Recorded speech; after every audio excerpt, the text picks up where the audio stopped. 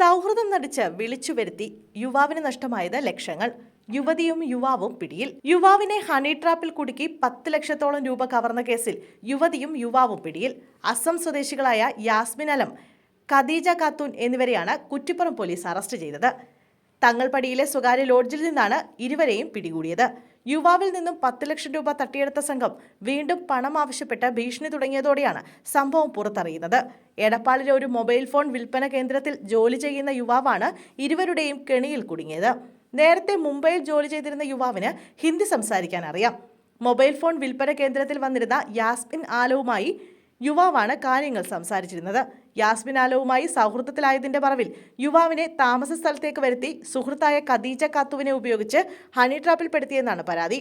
യുവാവും ഖദീജയും ഒത്തുള്ള ദൃശ്യങ്ങൾ രഹസ്യമായി മൊബൈൽ ഫോണിൽ പകർത്തിയ യാസ്മിൻ പിന്നീട് യുവാവിനെ ഭീഷണിപ്പെടുത്തി 10 ലക്ഷം രൂപ തട്ടിയെടുക്കുകയായിരുന്നു. എന്നാൽ യാസ്മിൻ വീണ്ടും ഭീഷണി തുടർന്നു. ഇതോടെ യുവാവ് ബംഗളൂരുവിലുള്ള സഹോദരിയോട് പണം ആവശ്യപ്പെട്ടതോടെയാണ് വീട്ടുകാർ കാര്യമറിയുന്നതും പിന്നീട് കുറ്റിപ്പുറം പോലീസിൽ പരാതി നൽകുന്നതും. പിടിയിലായവരിൽ നിന്ന് മൊബൈൽ ഫോണുകളും ഭീഷണിപ്പെടുത്താനായി ചിത്രീകരിച്ച വീഡിയോകൾ, ഫോട്ടോകൾ, ബാങ്ക് അക്കൗണ്ട് വിവരങ്ങൾ എന്നിവയും പോലീസ് കണ്ടെടുത്തു. സംഘം നേരത്തെ ആരെയെങ്കിലും കെണിയിൽ പെടുത്തിയിട്ടുണ്ടോ എന്ന് പോലീസ് അന്വേഷിക്കുന്നുണ്ട്.